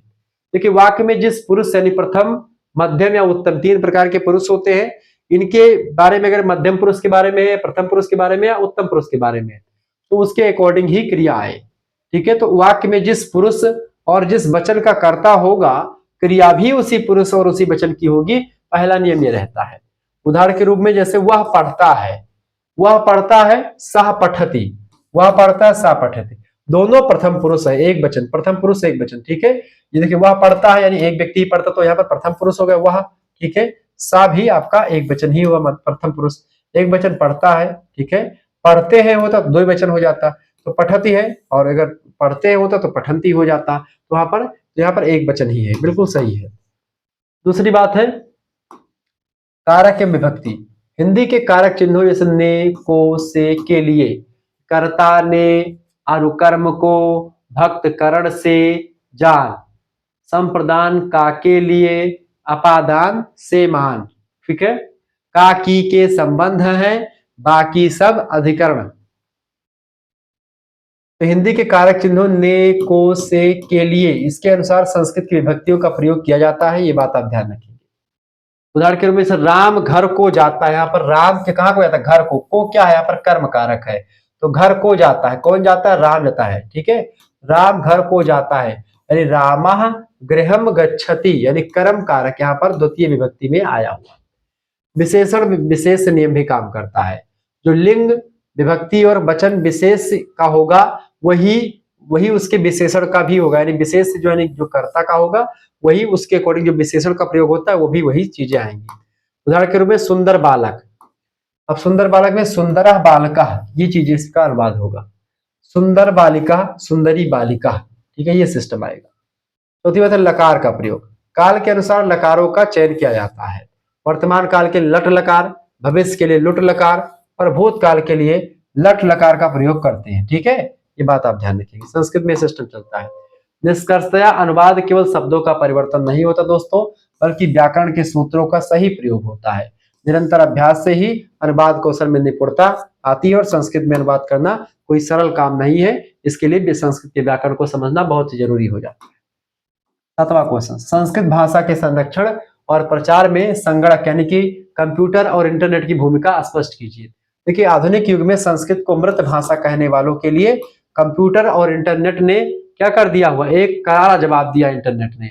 आज संस्कृत दुनिया की सबसे अधिक मशीन फ्रेंडली भाषा के रूप में उभर रही है। लोगों को लगा था कि संस्कृत वेदों की भाषा ऐसे ही है, ये लोग पता नहीं कौन सी भाषा लिख दिए हैं, लेकिन दुनिया की सबसे जबरदस्त भाषा संस्कृत भाषा अब स्वीकार कर ली गई है। और ये चूंकि संस्कृत भाषा जो है ये क्या है, ये एक मशीन फ्रेंडली भाषा है। एआई इसको बहुत अच्छे तरीके से समझ पाता है। कंप्यूटर और इंटरनेट का योगदान, ई लाइब्रेरी और आर्काइव, इंटरनेट के माध्यम से प्राचीन पांडुलिपियां जो मैन्युस्क्रिप्ट है जो नष्ट हो रही थी उन्हें स्कैन करके सुरक्षित कर लिया गया है। अब कोई भी छात्र कहीं से भी ऋग्वेद या कादंबरी की मूल प्रति को पढ़ सकता है, ठीक है, पहले क्या होता था, नहीं पढ़ सकता था, अब आप पढ़ सकते हैं। संस्कृत सॉफ्टवेयर और एप्स, आज ऐसे अनेक एप्स हैं जो पल भर में संस्कृत शब्दों का रूप सिद्धि और धातु रूप दोनों को बता सकते हैं। वैश्विक पहुंच भी संस्कृत की बड़ी है। यूट्यूब और ऑनलाइन पाठ्यक्रमों के माध्यम से विदेशों में बैठे लोग भी शुद्ध संस्कृत उच्चारण कर पा रहे हैं और व्याकरण को सीख रहे हैं। एआई और अनुवाद, आर्टिफिशियल इंटेलिजेंस यानी एआई अब संस्कृत ग्रंथों का दूसरी भाषाओं में अनुवाद करने में सक्षम हो रही है, जिससे संस्कृत का ज्ञान जन जन तक पहुंच रहा है और संस्कृत भाषा जो है ये आगे बढ़ रही है। निष्कर्षतः हम कह सकते हैं कि इंटरनेट ने संस्कृत को केवल ब्राह्मणों या विद्वानों तक सीमित न रख करके इसे पूरी दुनिया के लिए सुलभ बना दिया। संस्कृत ग्रंथों को आप कोई भी पढ़ सकता है और कैसे भी पढ़ सकता है। आठवां क्वेश्चन आपका आ चुका है लघु उत्तरीय का। शिवराज विजयम के प्रथम निश्वास का सारांश अपने शब्दों में लिखिए। देखिए, पंडित अंबिका दत्त व्यास द्वारा रचित शिवराज विजयम का प्रारंभ अत्यंत चित्ताकर्षक है, यानी कि मन को भाने वाला है। इसका प्रथम निश्वास उपन्यास की आधार भूमि तैयार करता है, ठीक है। आगे बढ़ते हैं। प्रमुख घटनाक्रम, पहला जो घटना शुरू होता सूर्योदय से शुरू होता, सूर्योदय वर्णन। उपन्यास का प्रारंभ भगवान भास्कर यानी सूर्य के वंदन और उनके तेज के वर्णन से होता है। यह वर्णन बाणभट्ट की शैली की याद दिलाता है। दूसरी बात दोस्तों, योगी राज का आगमन इसमें होता है, ठीक है। एक ब्रह्मचारी गुरु के आश्रम में अचानक हजारों वर्षों से समाधिस्थ एक योगी राज जागृत होकर के आते हैं।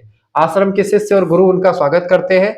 ये पहले विक्रमादित्य के समय में जागे थे, अब शिवाजी के समय में फिर जागे हैं, ठीक है। ये सब चीजें इसमें बताई गई है।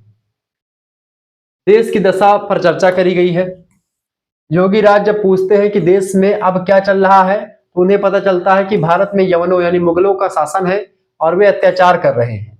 योगी राज को आश्चर्य होता है क्योंकि उन्हें लगता है कि वे अभी कुछ समय पहले ही समाधि में गए थे और अब लेकिन वो बहुत लंबे समय से समाधि में चल रहे थे, क्योंकि विक्रमादित्य के समय में समाधि में थे। शिवाजी का उल्लेख, ब्रह्मचारी गुरु उनके ढांढस बंधाते हैं, ब्रह्मचारी गुरु उन्हें ढांढस बांधते हैं और अब वीर शिवाजी का उदय हो चुका है जो धर्म की रक्षा के लिए मुगलों से लड़ रहे हैं।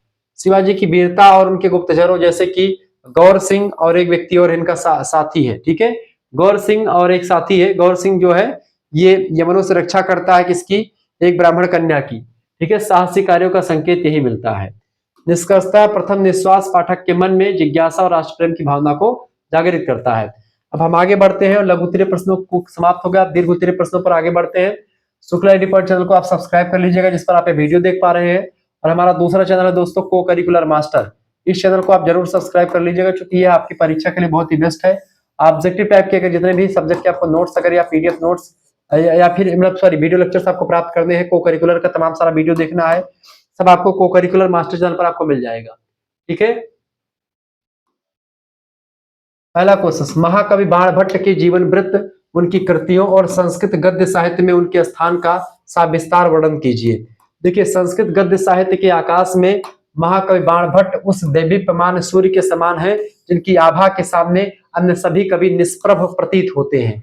बाण भट्ट 7वीं शताब्दी के सम्राट हर्षवर्धन के सभा पंडित हुआ करते थे, उनके सभा की शोभा बढ़ाते थे। उनके बारे में कहा जाता है क्या कि बाण भट्ट मतलब कि बाणस्तु पंचाननः, पंचानन का मतलब यहाँ पर 5 मुख से नहीं बल्कि सिंह से होता है दोस्तों, ये बात ध्यान रखेंगे। अर्थात बाण साक्षात सिंह के समान है। बाण भट्ट जो थे वो बहुत ज्यादा एक प्रकार से जो है विद्वान थे, बहुत सभी चीजों में माहिर थे। जीवन वृत्त, बाण भट्ट का जन्म प्रतिकूट नामक ग्राम यानी वर्तमान में बिहार में सोन नदी के किनारे एक वात्स्यायन वंशीय परिवार में हुआ था। उनके पिता का नाम चित्रभानु और माता का नाम राजदेवी था। बाण भट्ट ने अपने हर्षचरितम रचना के प्रारंभिक उच्छ्वासों में अपने वंश और जीवन का विस्तृत वर्णन स्वयं किया हुआ है, जो संस्कृत साहित्य में दुर्लभ ही होता है कि कोई कवि जो है या कोई लेखक अपने बारे में बता दे। प्रमुख कृतियां, बाण भट्ट की मुख्य रूप से 2 अमर रचनाएं प्राप्त होती हैं। पहला है हर्षचरितम, यह संस्कृत साहित्य की प्रथम आख्यायिका है। इसमें सम्राट हर्षवर्धन के वंश और उनके प्रारंभिक जीवन का ऐतिहासिक वर्णन और 8 उच्छ्वासों में विभक्त है रचना, ये बात भी ध्यान रखेंगे। दूसरी रचना है कादम्बरी। कादम्बरी की बात की है तो यह विश्व का प्रथम उपन्यास माना जा सकता है। यह एक कथा है जिसमें चंद्रापीड़ और पुंडरीक के 3 जन्मों की प्रेम कथा का वर्णन जटिल और सुंदर वर्णन किया गया है। इसके 2 भाग हैं, एक पूर्व भाग है और एक इसका उत्तर भाग है, यानी कि आधा जो पूर्व भाग यानी पहले वाला, दूसरा पार्ट इसका यानी कि 1 भाग 2 भाग।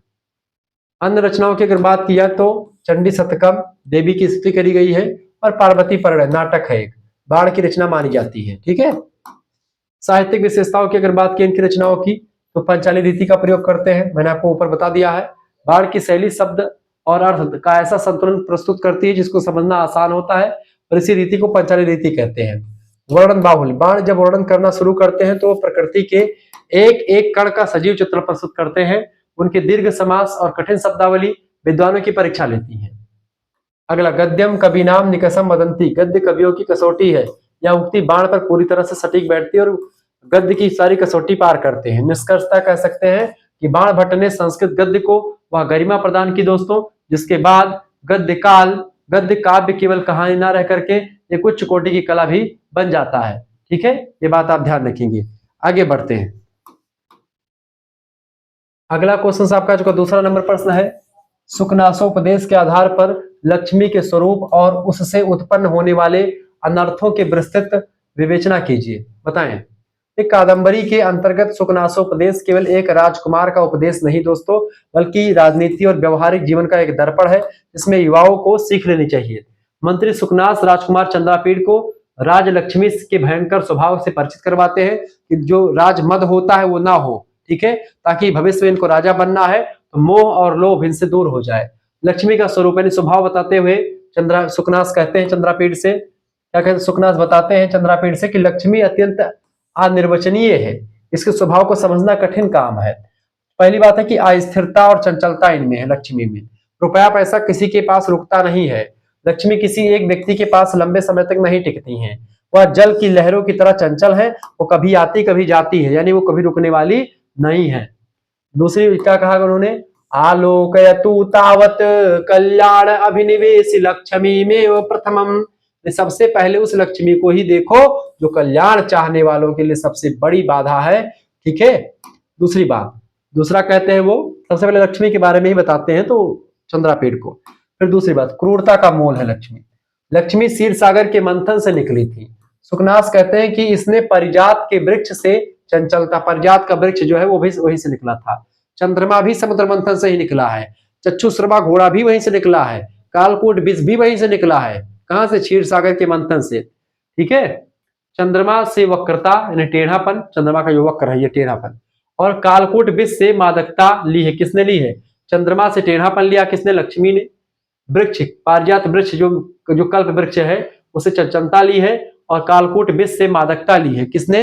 लक्ष्मी ने। लक्ष्मी में सारी विशेषताएं विद्यमान है। वो विष भी कभी कभी है, कभी कभी चंद्रमा के समान वक्रता टेढ़ापन भी दिखाती है और चंचल भी है। ठीक है, कुल और सील की उपेक्षा। लक्ष्मी ना तो व्यक्ति का ऊंचा कुल देखती है कि भाई बड़े ऊंचे हो तो तुम्हारा रिस्पेक्ट करेंगी, और ना ही उसका चरित्र और ना ही उसकी विद्वता देखती है। वह अक्सर मूर्खों और दुष्टों के पास जाकर के बैठ जाती है। ठीक है, आपने देखा होगा जो व्यक्ति कोई कुछ नहीं जानता उसका बहुत धन हो जाता है कभी कभी, और जो व्यक्ति बहुत विद्वान है बहुत गरीब रह जाता है। ठीक है, लक्ष्मी से उत्पन्न अनर्थ यानी बुराइयां क्या क्या होती है समझते हैं। देखिए, अहंकार का उदय होता है। लक्ष्मी अगर आ गई तो अहंकार, साहिब वक्त हो, गुरूर ना हो, मैंने शुरुआत नहीं बता दिया था। धन आने पर व्यक्ति अंधा हो जाता है, उसे अपने हितैषी और मित्र भी शत्रु दिखाई देने लगते हैं। दूसरी बात, इंद्रियों का मोह।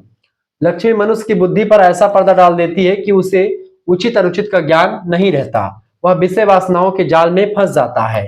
ठीक है, ये बात आप ध्यान रखेंगे। आगे देखिए, चाटुकारों का प्रभाव। लक्ष्मीवान व्यक्ति के चारों ओर झूठी प्रशंसा करने वाले लोग जमा हो जाए, जैसे नेता मंत्री के आगे पीछे उनको चढ़ाने के लिए 4-5 लोग ऐसे घूमते रहेंगे कि हमारा भी कुछ फायदा हो जाएगा, और नेता मंत्री को चढ़ाया, नेताजी तुम तो हो, ललकारी हो।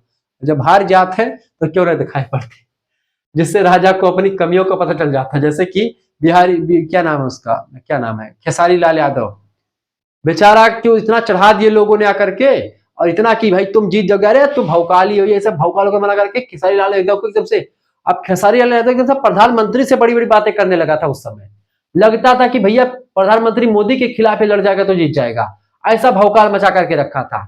इतना उनके चाहने वाले लोगों ने इतना जो है वो सब किया था, तमाम सारा चीजें किया था, खूब ज्यादा उड़ाया उड़ाया था। अब क्या हुआ, हार गया, फिर आकर के बोल रहा है कि भैया जो है अब क्या ही किया जाए। ठीक है, हमको राजनीति से कोई मतलब नहीं, चूंकि भाई राजनीति सबके बस की नहीं, वो व्यक्ति सच्चा व्यक्ति है खेसारी। अब वो खेसारी लाल यादव क्या करता है, सारी बातें मुंह पर कहकर जनता के सामने बोला, सच्चाई का साथ दिया। नेता मंत्री सच्चा थोड़ी बोलते हैं, वो सब आधी बातें झूठी बोलते हैं, समझ रहे हैं, और सोच समझ करके बोलना चाहिए कोई भी चीजें। निष्कर्षतः सुखनास का संदेश स्पष्ट है कि लक्ष्मी ऐसी मदिरा है जिसका नशा कभी नहीं उतरता। केवल वही व्यक्ति सुरक्षित रह सकता है जो आत्म संयम और गुरु के वचनों को अपना ढाल बनाता है। इसीलिए आपको लक्ष्मी आने पर संयम बरतना चाहिए, सबसे बड़ा यही एक प्रकार से आपका कर्तव्य है। तीसरा प्रश्न, संस्कृत गद्य त्रयी यानी दंडी, सुबंधु और बाणभट्ट का तुलनात्मक परिचय देते हुए उनके योगदान की विवेचना कीजिए। देखिए, संस्कृत साहित्य में गद्य की आधारशिला 3 महान कवियों ने रखी है, जिन्हें गद्यत्रयी के नाम से जानते हैं। ये आचार्य दंडी, महाकवि सुबंधु और महाकवि बाणभट्ट है। इन तीनों ने गद्य को एक नई दिशा और पहचान दी है। आचार्य दंडी के बारे में बात करते पहले। दंडी का जन्म हुआ था 7वीं शताब्दी का पूर्वार्ध इलाका, पूर्वार्ध का समय 6वीं शताब्दी मतलब कि 650 मतलब कि 550 के आसपास। 7वीं शताब्दी मतलब क्या होता है 600, हाँ 650 के आसपास। प्रमुख रचना 10 कुमार चरितम और अवंती सुंदरी कथा, ऐसी तमाम सारी रचनाएं दंडी की है। इसके अलावा काव्य दर्श भी। योगदान, दंडी अपने पदलालित यानी शब्दों की मधुरता के लिए प्रसिद्ध है। उन्होंने गद्य को सरल और यथार्थवादी बनाया। उन्होंने समाज के निचले तबके, चोरों और धूर्त पात्रों का भी सुंदर चित्रण अपने ग्रंथों में किया है। विशेषता यह है कि इनकी भाषा जो है बोझिल नहीं है, बल्कि प्रवाहमयी है दंडी की। दूसरे लेखक हैं सुबंधु, ये बाणभट्ट के से थोड़े समय पहले के माने जाते हैं। इनकी रचना है वासुदत्ता। योगदान, सुबंधु प्रत्यक्ष अक्षर श्लेष यानी हर अक्षर में श्लेष अलंकार के लिए जाने जाते हैं। उन्होंने गद्य को अत्यंत अलंकृत और कठिन बनाया, किसने, सुबंधु ने। विशेषता उनकी यह कि उनकी शैली विद्वानों के लिए चमत्कारपूर्ण है। उन्होंने कहा कि मेरी रचना में हर कदम पर श्लेष अलंकार मिलता रहता है। तीसरी बात है महाकवि बाणभट्ट। परिचय, ये सम्राट हर्षवर्धन के सभा कवि हुआ करते थे। कादंबरी और हर्षद नाम की रचना लिखा। बाणभट्ट ने गद्य को उसकी पूर्णता तक पहुंचाया। उनकी पांचाली रीति में शब्द और अर्थ का बेजोड़ संगम दिखाई पड़ता है, इसीलिए पांचाली रीति के जनक भी आप कह सकते हैं इनको। विशेषता यह है कि बाण के बारे में कहा गया है कि उनके बाद सभी कवि उनकी जूठन यानी कि बाणोचितम का ही प्रयोग करते हैं, यानी कि वो उनके ही चीजों का प्रयोग करते हैं जो उन्होंने कर दिया है, क्योंकि उन्होंने वर्णन के लिए कुछ भी शेष नहीं छोड़ा है, सब कुछ बताया है। निष्कर्षता, जहां दंडी सरल और रोचक है, सुबंधु कठिन और अलंकृत है, वही बाणभट्ट इन दोनों का मिश्रण और गद्य के निर्विवाद सम्राट कहे जा सकते हैं। कौन, बाणभट्ट। चौथा क्वेश्चन आपका आ चुका है, आधुनिक बाण यानी पंडित अंबिकादत्त व्यास का जीवन परिचय देते हुए शिवराज विजयम के साहित्यिक वैशिष्ट का पर प्रकाश डालिए। देखिए, पंडित अंबिकादत्त व्यास आधुनिक संस्कृत गद्य के प्रणेता है। उन्होंने एक ऐसे समय में संस्कृत गद्य को पुनर्जीवित किया जब वह अपनी पहचान खो रहा था।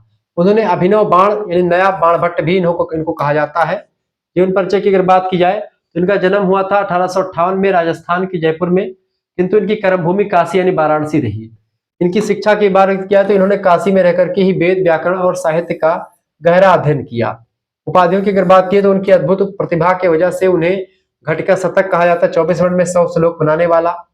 और शतावधान यानी कि वो शतावधान मतलब क्या होता है कि एक समय में 100 से अधिक बातों को सुन करके उसको क्रम से फिर बता देने वाला व्यक्ति, इतना विद्वान थे ये। प्रमुख रचना शिवराज विजयम, यह रचना इन्हीं की है। संस्कृत साहित्य का प्रथम ऐतिहासिक उपन्यास है। इसमें छत्रपति शिवाजी महाराज की विजय गाथा का वर्णन 12 निश्वासों में किया गया है। ठीक है। साहित्यिक वैशिष्ट के योगदान की अगर बात की जाए तो राष्ट्रभक्ति का संदेश दिया। व्यास जी ने शिवाजी के अंबिका दत्त व्यास जी की बात हो रही, तो व्यास जी ने शिवाजी के माध्यम से भारत की सोई हुई आत्मा को जगाने का प्रयास किया। यह ग्रंथ देश प्रेम और वीरता से ओतप्रोत है, ये बात भी ध्यान रखेंगे। संवाद शैली की अगर बात की जाए इस ग्रंथ में तो इसमें पात्रों के बीच होने वाले संवाद अत्यंत सजीव हैं, नाटकीय हैं, जो पाठक को बांधे रखते हैं। ठीक है। इसके अलावा बाणभट्ट का प्रभाव, व्यास जी की शैली पर बाणभट्ट का गहरा प्रभाव है। विशेष करके उन्हें प्रकृति वर्णन, सूर्योदय का वर्णन में आप देख सकते हैं। अरुण एस प्रकाशा पूर्वश्याम भगवतो मरीचिमालिनः, यानी पूर्व दिशा में भगवान सूर्य का यह लाल प्रकाश उदित हो रहा है, ऐसा उन्होंने किया हुआ है। ऐसा ही बाणभट्ट भी करते हैं। अभिनव बाण भी इनको कहा जाता है, चूंकि नया बाणभट्ट। ठीक है। ऐतिहासिक शुद्धता, उन्होंने इतिहास के तथ्यों को साहित्य की चाशनी में डुबो करके इस प्रकार प्रस्तुत किया है कि वह रुचिकर बन गया है। निष्कर्षता कह सकते हैं कि पंडित अंबिका दत्त व्यास ने शिवराज विजयम लिख करके यह प्रमाणित कर दिया कि संस्कृत भाषा मृत नहीं बल्कि वह आधुनिक विषयों और राष्ट्रभक्ति की भावनाओं को व्यक्त करने में पूर्णतः सक्षम है। अगला और लास्ट क्वेश्चन आप देखिए, क्वेश्चन मैंने अपनी तरफ से और बढ़ा दिया हुआ है।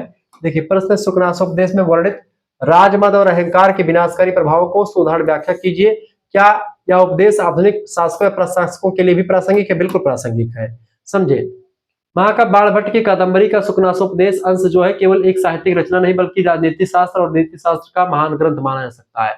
इसमें मंत्री सुकनास ने युवराज चंद्रापीड़ को उन मानसिक विकारों के प्रति सचेत किया है जो सत्ता और धन के मिलने पर स्वाभाविक रूप से मनुष्य के भीतर उत्पन्न हो जाते हैं। इसमें मनुष्य की कोई गलती नहीं होती, लेकिन फिर भी ये गुण आ जाते हैं, अवगुण आ जाते हैं। राजमद और अहंकार के विनाशकारी प्रभाव, पहला बुद्धि का भ्रम यानी मोह। सुकनास कहते हैं कि यौवन और ऐश्वर्य से उत्पन्न होने वाला अंधापन यानी अंजन यानी काजल या सूर्य की रोशनी से दूर नहीं होता। राजा को सत्ता के मद में या दिखाई देना बंद हो जाता है कि उसका वास्तविक हित किसमें है। ठीक है, इसलिए राजमद नहीं होना चाहिए। राज्य विष विकार रत्न, क्या कहा उन्होंने? राज विष विकार तैन्द्र प्रदा राजलक्ष्मी, राज्य रूपी विष के विकार से उत्पन्न आलस्य और प्रमाद को देने वाली यह राजलक्ष्मी ही होती है। चाटुकारों का प्रभाव भी बढ़ जाता है। जब व्यक्ति के पास सत्ता आती है, पैसा आता है, तो उसके चारों ओर स्वार्थपरायण लोग जमा हो जाते हैं। वे राजा की हर गलत बात को भी सही बताते हैं। राजा को लगता है कि वह साक्षात ईश्वर का अवतार है, जबकि केवल चाटुकारों की कठपुतली बनकर मतलब कि चाटुकार जो है फिर बढ़ा चढ़ा करके ही बात बता देते हैं। पवित्रता का नाश, जैसे उज्जवल दर्पण पर धूल जमने से प्रतिबिंब साफ नहीं दिखता है, वैसे ही अहंकार आने पर व्यक्ति का शील, विनय और सरलता सब नष्ट हो जाती है। राजा अपने ही गुरुओं और वृद्धों का अपमान करने लगता है, जिससे राज्य का विनाश हो जाता है। इसीलिए सुकनास बताते हैं चंद्रापीड़ से कि ऐसा इससे बचना चाहिए आपको। ठीक है। दुष्प्रवृत्तियों का उदय, मदमत्त राजा जो होता है, मदमत्त राजा शिकार, जुआ, मदिरापान और पर स्त्री गमन जैसे व्यसनों को विनोद यानी कि मनोरंजन समझने लगता है। ठीक है। वह प्रजा के दुख दर्द से पूरी तरह से कट जाता है। अली कली ही सौ बधेव आगे कवन हवाल, ऐसे वाक्य चरितार्थ होने लगते राजा के बारे में। आधुनिक संदर्भ में प्रासंगिकता की अगर बात की तो सुकनासो उपदेश आज के समय में भी उतना ही प्रासंगिक है जितना वह 7वीं शताब्दी में था जब इसको लिखा गया था उनके द्वारा, बाणभट्ट के द्वारा। प्रशासकों के लिए, आज के IAS अधिकारियों या राजनेताओं के लिए यह उपदेश एथिक्स यानी कि एक मोरल क्लास के रूप में काम करता है। सत्ता के नशा आज भी व्यक्ति को भ्रष्ट और संवेदनशील बना देता है। अहंकार का त्याग, यह उपदेश सिखाता है दोस्तों कि पद और शक्ति सेवा के लिए है, ना कि व्यक्तिगत भोग के लिए है। इसीलिए सुकनासो उपदेश में बताया गया है, यह चेतावनी दी गई है कि जो शासक अपनी इंद्रियों को बस में नहीं रखता है उसका पतन निश्चित है। ठीक है, इंद्रियों को अपने बस में रखना चाहिए, तब आप एक शासक बन सकते हैं। निष्कर्षता कह सकते हैं कि सुखनास का यह उपदेश कालजयी है। कालजयी माने होता है हमेशा, हर एक काल में, हर एक समय में ये रचना प्रासंगिक है, इसी को कालजयी रचना कहते हैं। कोई ऐसी रचना जो कालजयी कही जाती है, इसका मतलब ये कि वो प्रत्येक काल में प्रासंगिक है, हर समय में प्रासंगिक है, इसीलिए उसको कालजयी कहा जाता है। और यह हमें सिखाता है दोस्तों कि ज्ञान का प्रकाश ही वह एकमात्र अस्त्र है जो ऐश्वर्य रूपी गहरे अंधकार को चीर सकता है। एक सफल शासक वही है जो सत्ता मिलने पर भी अपनी विनम्रता यानी अपने विनय को नहीं खोता है। एक अच्छा राजा वही है, जैसे भगवान राम। ठीक है, इस तरीके से हमने चीजों को समझा। इसका पीडीएफ है, इसके अलावा और भी पीडीएफ प्राप्त करना ऑब्जेक्टिव वाला भी 9984 039 139 पर आप एसएमएस कर दीजिएगा। व्हाट्सएप पर एसएमएस कीजिएगा क्या, अपना नाम, अपनी यूनिवर्सिटी का नाम, अपने सब्जेक्ट के नेम और आपके सेमेस्टर अपने सेमेस्टर का नाम लेकर के भेज दीजिएगा। मात्र 100 रुपए फीस में आपको सब कुछ मिल जाएगा। ठीक है, आपके पास एक क्यूआर कोड इसके अंदर भेजा जाएगा, उसी पर आपको 100 रुपए फीस जमा कर देने हैं। जैसे आप फीस जमा करेंगे आपको एक व्हाट्सएप ग्रुप से जोड़ा जाएगा, वहीं पर आपको लाइव क्लास की link, video lecture, PDF note सब कुछ मिलता रहेगा। यहाँ पर सभी सब्जेक्ट का आपको नोट्स मिलेगा दोस्तों। बाकी वीडियो लेक्चर तो यूट्यूब पर भी आपको मिल जाएगा, लेकिन सभी सब्जेक्ट का जो नोट्स मिलेगा यहीं पर मिलेगा। कहाँ पर मिलेगा? इसी चैनल पर मिलेगा, शुक्ला एचडी पॉइंट पर। और व्हाट्सएप ग्रुप में आपको सभी सब्जेक्ट का नोट्स मिल जाएगा। ठीक है, सभी सब्जेक्ट का नोट्स मिल जाएगा, ज्योग्राफी, पॉलिटी, हिंदी, हिस्ट्री सभी का मिल जाएगा। सबसे इंपॉर्टेंट बात है कि को करिकुलर की जो परीक्षाएं होती हैं, ठीक है, ह्यूमन वैल्यूज, एनवायरमेंटल स्टडीज हो या फिर कोई अन्य सब्जेक्ट का हो, सभी सब्जेक्ट का आपको नोट्स यहाँ पर मिल जाएगा। ठीक है, को करिकुलर के कम से कम 5 से 6 प्रैक्टिस सेट भी आपके लिए पूरी व्यवस्था कर दी जाएगी, ताकि आपको कहीं पर भटकना ना पड़े, सब कुछ आपका यहीं से पूछा जाएगा। ठीक है, तो टेंशन लेने की कोई जरूरत नहीं है। मिलते हैं फिर नेक्स्ट वीडियो में, तब तक के लिए जय हिंद, जय भारत। सभी विश्वविद्यालयों के लिए यही सिलेबस से ध्यान रखेंगे। और अगर आप सेकंड एंड थर्ड का एक साथ फीस जमा करते हैं तो आपका 200 रुपए ला करके केवल 150 रुपए, 150 रुपए में आपका थर्ड सेमेस्टर भी पूरा पढ़ाया जाएगा। सेकंड सेमेस्टर के जैसे पढ़ाई हो जाएगी, पेपर हो जाएगा सेकंड का, उसके बाद में फिर थर्ड सेमेस्टर वाली पढ़ाई शुरू हो जाएगी। तो 150 रुपए जमा करेंगे तो थर्ड सेमेस्टर का भी आपको मिल जाएगा। लेकिन केवल सेकंड सेमेस्टर में अगर जुड़ेंगे, केवल सेकंड सेमेस्टर का दोस्तों, तो 100 रुपए फीस केवल सेकंड सेमेस्टर का।